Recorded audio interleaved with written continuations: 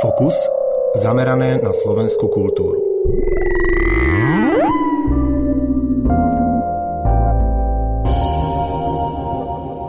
Dnes Fokus výtvarné umenie. Zábavný, ale i poučný podvečer prajem všetkým poslucháčom Rádia Devín, ktoré opäť dalo príležitosť zaznieť tvorivému slovu, silným myšlienkam a prešpekulovaným otázkam, ktoré každý týždeň kladiem hosťom, ktorí znamenajú výtvarné umenie. Moje meno je Maroš Schmidt a v štúdiu vítam človeka, ktorého som nikdy predtým osobne nestretol, ale jeho práce ma už dlhší čas bavia, a to doslova. Na druhom konci okrúhleho stola tu so mnou sedí intermediálno-konceptuálny umelec, intervenciér, performer a akcionár Martin Kochan. Ahoj Martin. Čauko. Dúfam, že som úvod povedal tak, ako si vždy predstavoval. A moja prvá otázka bude taká. Výborný. Si umelec? To je strašne ťažká obrovská otázka. Chvíľa zamyslenia.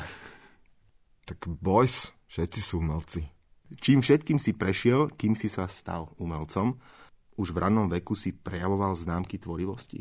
No, babka vždycky hovorila, že som pokreslil rodičom izbu, spálňu a že otec vtedy kričal: ja ho zabijem.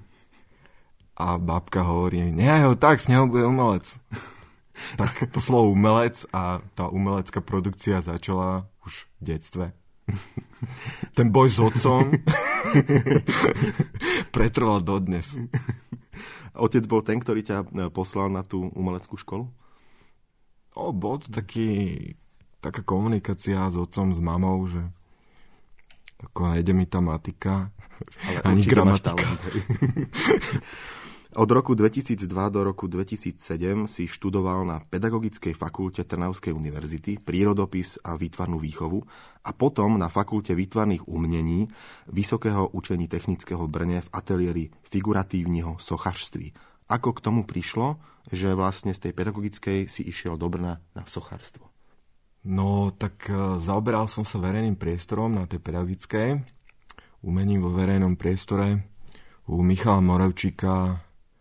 A fakticky som ukončoval diplomovú prácu umenie vo verejnom priestore Antimonument a potom vlastne som skúsil, že vyskúšam tú fakultu výtvarných umení v Brne, sochárstvo, a vlastne budem ďalej pokračovať vlastne v tej téme toho verejného priestoru a to sa mi aj podarilo sa tam dostať, tak ďalej som v tom pokračoval až. V tom Brne si bol koľko rokov? 2 roky. To bolo nejaké magisterské štúdium? Áno, na magisterské štúdium som sa tam dostal. Ty si zažil ešte predtým aj civilnú vojenskú službu. No. Vraj si na nej vyrábal dobové hudobné nástroje. Súviselo to s tvojou strednou školou? Ktorá bola vlastne spracovanie dreva? Áno. Vlastne nechcel som ísť na vojnu. Prakticky v tej dobe som sa venoval aj Food Not Bomb. Sme rozdávali jedlo pre bezdomovcov. A vlastne tento postoj vlastne som rozšíril o moju civilnú vojenskú službu a tam som robil u Mira Švického, som robil fujary a bubny a zaučal ma do rôznych takýchto mystických vecí, tak to bolo obohatenie. Podľa mňa tesne potom aj skončila tá vojenská povinnosť, ako si dokončil tú civilnú službu, pokiaľ viem. Nám sa to podarilo, my sme tam varili aj jedlo namiesto zbraní a vlastne nám sa podarilo zároveň zrušiť vojnu. Takže možno aj vďaka tomu. Prezrať prosím ťa poslucháčom svoju webovú stránku, na ktorej sú tvoje diela. No, keď si dáte do vyhľadávača Martin Kochan, tak by sa vám malo otvoriť môj web. Ten web začína životopisom, ja len pripomínam, že treba si všimnúť písmena práca, myslím. Práce, životopis, anglicky, a na to kliknúť, lebo ja som dlho to vnímal iba ako stránku životopisovú a keď som si klikol na práce, na tento text, tak sa objavili predo mnou množstva tvojej práce. Minulý rok si na akcii Biela noc, noci súčasného umenia v Košiciach, vystavil horiaci smetiak pod názvom Horiaci smetiak, monument slobody. Smetiak, na ktorom bol oheň zo sochy Slobody, naozaj svietil. Mňa by zaujímalo, že prečo si spojil práve oheň sochy Slobody s takým niečím, ako je smetiak. Biela noc je noc umenia, svetelného umenia. A vlastne tá noc svetla a mňa ako prvé vlastne napadlo práve, že to mestské prostredie, to mesto vlastne a bolo také nočné osvetlenie, tak hneď sa mi zobrazilo vo svete tie demonštrácie, jak vlastne tá kríza a teraz v Grécku horia tie smeťaky a teraz vlastne ten horiaci smeťak bol ako keby taký symbolom vlastne tej krízy a tej zároveň aj francúzska revolúcia. Bol to aj väčší oheň. Áno. A vlastne to je taký mestský mobiliár, že sa dá použiť aj na inú funkciu. A dá sa použiť aj na inú funkciu a vlastne to predstavovalo vlastne moje poňatie vlastne toho verejného osvetlenia. Bola tam aj nejaká narážka na Ameriku? No, mne sa nezdá tá socha slobody, ako že nosí tú faklu, ako tí Kotlebovci nosia tie fakly cez to mesto a ako tak demonštrujú nejakú takú, tak neviem, proste bolo mi to nesympatické. Ja si predstavujem sochu slobody alebo slobodu práve cez ten pojem vlastne tej francúzskej revolúcie. Že niečo tam môže osvetľovať ako keby tú revolúciu, nie v rovine nejakých politických, ale skôr z dola, ako práve nejakého takéto osvetlenia, dajme tomu. Ale hlavne ide o to zrkadlenie, že to umenie sa dá vnímať aj v rovine toho, že zrkadlím ako keby vlastne ten svet a vlastne ten svet sa mi zdal práve vlastne v období tej krízy v rovine práve týchto štrajkov a týchto rajotov vo svete. No. Ja som už spomínal, že ten smeťak naozaj svietil. Ako to bolo spravené? Malo to asi vlastný zdroj, alebo malo to šnúru za sebou? No vlastne na sochu som sa v prvom rade zaoberal tým, že socha fakticky objekt vo verejnom priestore, že by mohol byť aj mobilný, že nemal by jedno stanovisko, že by vyžadoval aj nejakú interakciu toho okolia a práve som zvolil to, že tam dovnútra bola autobatéria reflektor a tí ľudia vlastne mohli si osvetliť v tom meste ten kút, ktorý chceli tou mojou sochou a zároveň si to mohli nainštalovať, kde oni chceli, kde oni to považujú za také vhodné. Zároveň to osvetlenie, ako nočné osvetlenie, vyzerá aj cez deň dobre, hej? Že nie je to len ako keby nočný objekt, že nie je to len niečo funkčné, ale že je to aj krásne. Dajme to. Kde skončil tento krásny horiaci smetiak dnes? Skladujem to vlastne u mňa u babky a v Ústí nad Labem v galérii Emila Fily teraz bude vystavený na výstave práve s takým názvom Kríza. Posledná otázka k horiacemu smetiaku. Keďže stále vlastníš tento objekt, musel si ten smetiak zakúpiť, alebo ako si ho získal? Ten objekt bol postavený práve na takom princípe, že kde ho vystavím, tak tam si zapožičam smetiak. Výborne. Takže je to násadka, ktorá je vydizajnovaná tak, je normovaná na ten otvor, aby dal sa použiť aj na širší otvor dokonca, hej? Variovateľná násadka. Áno. V roku 2006 si z polystyrénu, rákosia a rolky z koberca postavil veľký objekt s názvom Hajzlova kefa. Kde bola umiestnená a prečo v nej boli zamotané kravaty? Poslucháči si môžu pozrieť ako jednu z prvých tých fotiek práve túto kefu. Táto záchodová kefa bola v rámci Trnavských záhradných slávností, bola celé leto nainštalovaná v Trnave ako v parku a vlastne hajzlová kefa. Tak vymetala s nejakými manažérmi? Alebo? No tak bol taký humorný objekt a práve som nejakým spôsobom tak tiež ako použil dostupné materiály, ktoré nejako zvýrazňovali ten potenciál tej hajzlovej kefy. Bavili sme sa už o antimonumente ako o tvojej diplomovej práci. Reagoval si tak na nový pamätník obetiam komunizmu, ktorý pribudol v centre mesta Trnavy. Ty si ho prekryl vernou kópiou panelu z paneláku aj so všetkými zatmelenými špárami, ktoré ten panel obsahoval. Prečo si vybral práve panel na prekrytie toho monumentu a ako si k tomu monumentu vlastne, aký si mal na ňo názor? Ten panel vlastne vidím z okna, ako vlastne ten panelák. Ty bývaš v paneláku? Bývam v paneláku a ďalší panelák vidím z okna. Nevidím krajinu, ale vidím vlastne ďalší panelák a omylom tam špárovali na červenom paneláku bielým, kontrastným, vlastne tým špárovacím, tou farbou a vznikla takáto nádherná abstraktná malba. Ja som vlastne v rámci mojej diplomovej práce, ktoré som ukončoval na pedagogickej fakulte Trnavskej univerzity, som vlastne sa rozhodol spraviť vernú kópiu tohoto panela, ako keby ste ho priamo vytrhli z toho paneláku a ten jeden panel 3 metre krát 2,5 metra, ale aj z vnútornej strany, takže z vnútornej strany tam bola tá časť, jak sa dávajú muškaty, kachličky a tá taká syntetika a plus druhá polovica je vlastne výťahová šachta. To znamená, že som si skopíroval presne tú časť, kadiaľ vlastne zanechal ten výťah, nejakú takú čmuhu a vlastne bolo to spojené vlastne tie abstraktné malby a takého hyperrealistického prepisu vlastne celého toho panela, ako keby ste ho vytrhli a potom tento panel som chcel niekde vo verejnom priestore nejako zverejniť, ako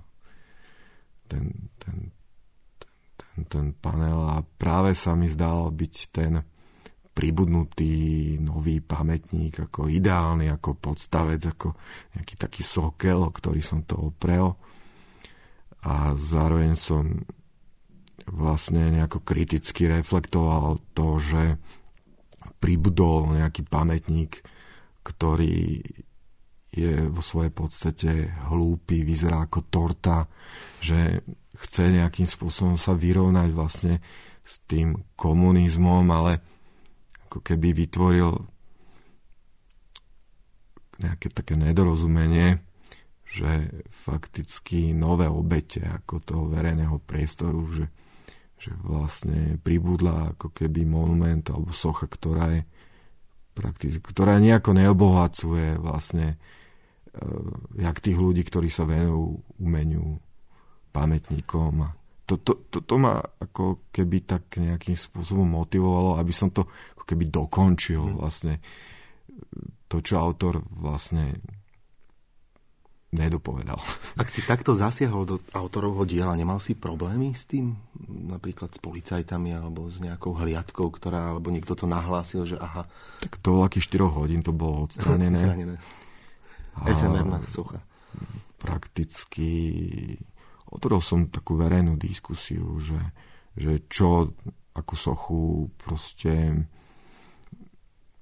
aj s Mišom Moravčíkom vlastne on bol môj vedúci diplomovky a fakticky Mišo mi s tým aj dosť ako teoreticky ako pomohol a aj psychicky, že proste rozprúdiť tú diskusiu v takom menšom meste, Trnava, Bratislava, o tom, že proste umenie vo verejnom priestore a proste akú sochu do verejného priestoru. Mišo s tým ako prvý začal aj v Bratislave. Čo je práve veľmi zaujímavé, tak tvoje akcie dokážu rozprúdiť diskusiu alebo pohnúť veci.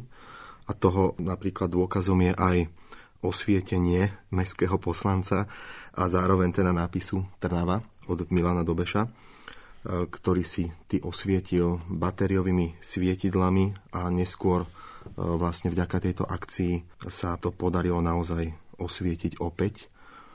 No a tam bola taká zvláštna vec, že tento nápis vznikol pred rokom 89 a po revolúcii vlastne zhasol. Svieti dodnes? No, to je jedna z takých pozitívnych vlastne intervencií do verejného priestoru, kde sa mi podarilo aj vlastne zmobilizovať vlastne tú miestnu samosprávu a vlastne miestny poslanec vlastne sa podujal na zreštaurovanie tejto modernej sochy od Milana Dobeša a vlastne dnes už svieti a nejakým spôsobom doplňa vlastne obohacuje ten verejný priestor, že ten verejný priestor už nie je ako vlastne Nietzsche odkazoval, že nejakým historickým, reštauratorským pamätníkom, ale je to aj vlastne miestom, kde vlastne tie diela majú nejakú kontinuitu, že nie je to len vlastne miesto pre Ľudovíta Štúra, metaforicky, kde mu ako keby vytvoríme pre ten film nejaké kulisy a zreštaurujeme len to, čo sa nám hodí do roku 45, ale nejako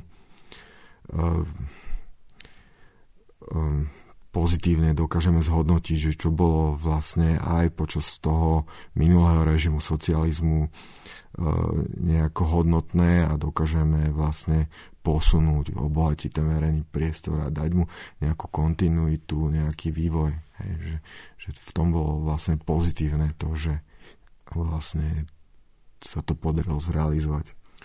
Ty si v istom svojom verejnom vystúpení a performance zhodnotil aj 21 rokov na Slovensku a všetky kauzy, ktoré sa týkali galérií a výtvarného umenia.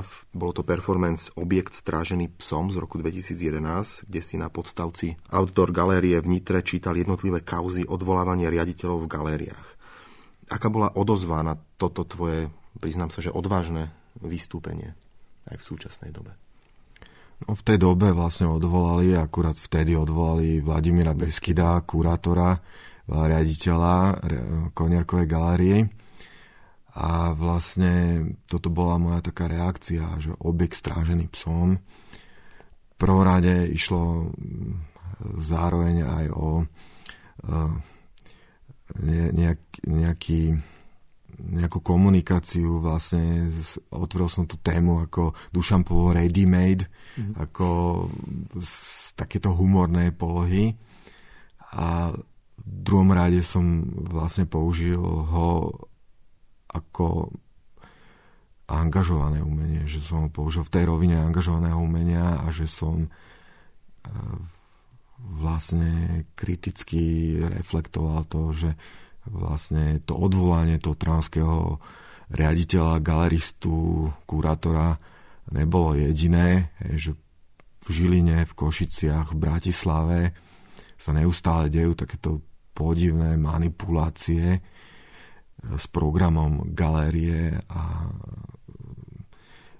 vlastne politici manipulujú. Proste, jak manipulujú iné veci, tak sa im darí aj vlastne odborné inštitúcie nejakým spôsobom regulovať takýmto smerom. No. Je to šialené, že aj v dnešnej dobe slobody a nezávislosti kultúrna politika nie je nezávislá.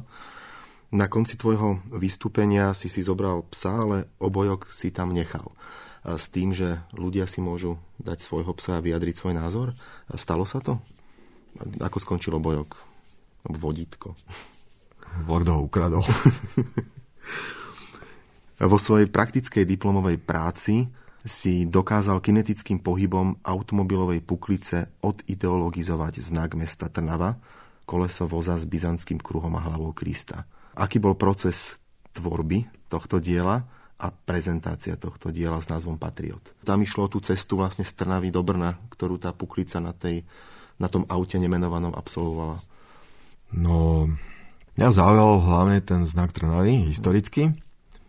Nevážem sa len na modernú, ale a na súčasné umenie, ale dokážem komunikovať práve aj s tým historickým, tradičným, klasickým. motivom a mňa tam vlastne zaujal vlastne koleso z voza, na ktorom bola hlava Krista. Ja som sa zaoberal tým, že ak by sa jazdilo s hlavou Krista na súčasnom aute dneska. No.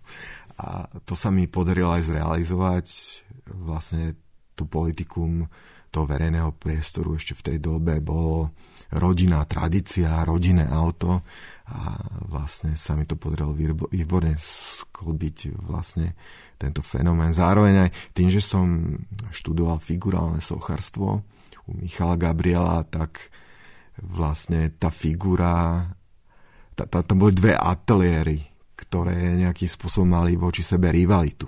To bol ten ateliér nefiguratívneho sochárstva u Ambrúza a ten ateliér náš figuratívny, kde sa robili figury. A vlastne, jak tá rivalita, jak je medzi mestami, tak tá rivalita medzi ateliérmi a prakticky toto dielo ako keby spojilo všetko. Proste, keď ten znak sa rozbehol na tom aute, tak fakticky tá ideologická rovina zanikla do tej abstraktnej podoby, do takej čmuhy. A keď naopak to auto stálo, tak ako demonstrovalo ako keby tú ideologickú alebo tú politickú rovinu toho znaku. A takisto proste dokážeme rozmýšľať o figuratívnom, o tých proporciách tej tváre, ako toho nášho ateliéru figuratívneho a toho abstraktného, ktorý sa viac menej ako nezaoberá, viac menej to bola parketa skôr nášho ateliéru. Keď ten automobil išiel z tej Trnavy do Brna, išiel pravdepodobne po diaľnici, čiže mohol využiť tú 130 km rýchlosť, dokonca po tej hroznej panelke, ktorá možno pripomína, tá cesta autom po tej panelke pripomína naozaj cestu vozom, kedysi dávno. To tam bolo ešte vlastne uvažovanie nad monumentom, nad pamätníkom, nad niečím bronzovým, že kľudne to môže sa tiež ako meniť tú inštaláciu, tú polohu v meste, hej, že týmto bolo tiež ako také zaujímavé, že niečo ako keby zlaté, bronzové, dajme tomu, môže ako keby sa pohybovať. No jednoznačne som tam chcel ešte spomenúť vlastne túto rovinu tej monumentality. No. Ale nebolo to naozaj bronzové na tej puklici? Nie, to bola to by asi odpadlo. Klasická plechová puklica. Odľahčená. Ale poďme ďalej a ja o tebe viem a poznám ťa v podstate cez človeka menom Cyril Blažo a práve s Cyrilom Blažom tvoríte tandem, ak sa tak dá povedať, ktorý sa prezentuje rôznymi freestylovými fotografiami.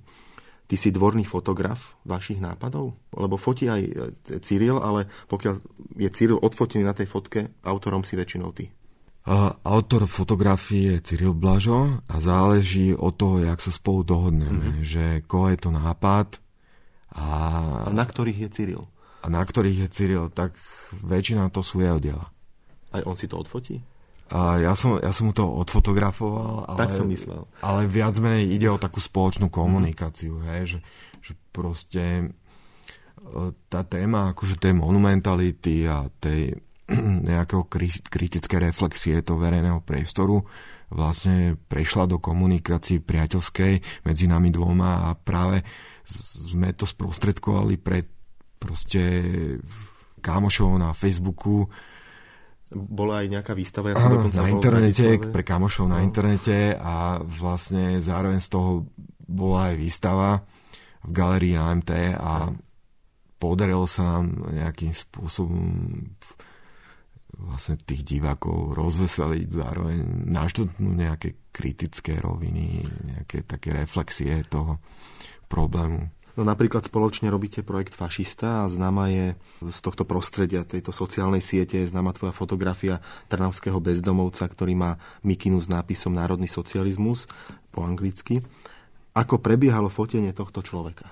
Lebo on sa tam naozaj tak usmieva a vyslovene pózuje. No, ja som mu dal euro a som sa spýtal, či si ho môžem odfotiť. že sa mi ľúbi jeho sveter. Čiže to bolo naozaj ironicky. Že by si mu ty dal ten sveter, takže to je pravda. To dali na charite asi. A ja som ho tak odfotil, sa mi to ľúbilo, že proste on tak reflektoval, ako keby. Rozprával si sa s ním aj o tom, či rozumie tomu, čo má na tom svetri? Ja som sa ho pýtal, že či mu to není nejako divné, čo nosí na svetri, ale on tomu nerozumel. Si to asi nevedel prečítať. Alebo... Venuješ sa aj manipulovanej fotografii a priznám sa, že som sa dobre pobavil na fotkách z cyklu Bytová politika, ktoré sú aj na tvojej web stránke. Tie zmutované paneláky vyzerajú naozaj úžasne a moja otázka je, či ťa náhodou nekontaktoval kvôli ním nejaký ambiciózny architekt, ktorý by ich chcel realizovať, lebo to je možno to, kam sa môže Petržalka posunúť. Asi nekontaktoval. Nekontaktoval. Dôležité pri tých fotkách je povedať, že vlastne vznikli práve ako vlastne reakcia na to, že na už zlú architektúru na panelák sa rozhodol nejaký architekt urobiť ďalšiu nadstavbu a vlastne ja som sa vlastne tým fenoménom ako zaoberal, že to, čo vlastne v tom verejnom priestore ako handicap, tak keď vlastne to nejakým spôsobom otvoríme a vlastne zadefinujeme tak a posunieme do nejakej estetickej roviny až, dajme tomu, môže to naopak sa stať našou prednosťou. To je dôležité také uvedomovanie si nielen nejaké deštruktívnej kritiky, ako niečo kritizovať, ale zároveň nejako obohatiť. Tých diel, ktoré si vytvorila, o ktorých by sa oplatilo baviť, je naozaj veľmi veľa, ale času na túto reláciu je málo, preto sa spýtam otázku z trochu inej kategórie. Čím sa živíš? Živel som sa ako pedagóg vlastne a chcel by som sa hlavne živiť umením, ako predávať svoje fotografie, diela nejakým spôsobom oveľa intenzívnejšie sa venovať vlastne súčasnému umeniu a tvorbe.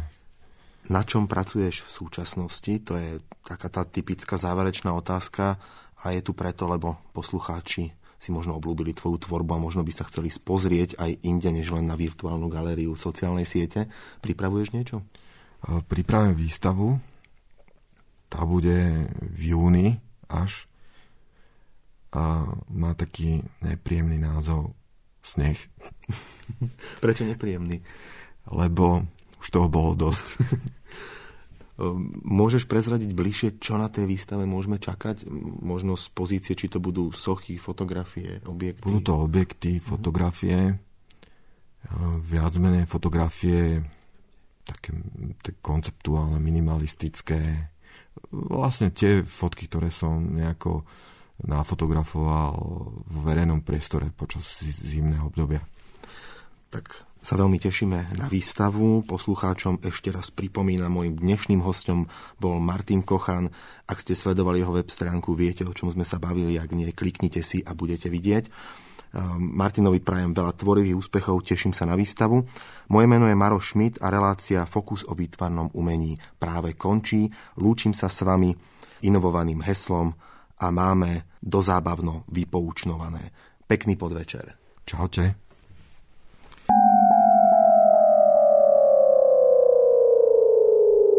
You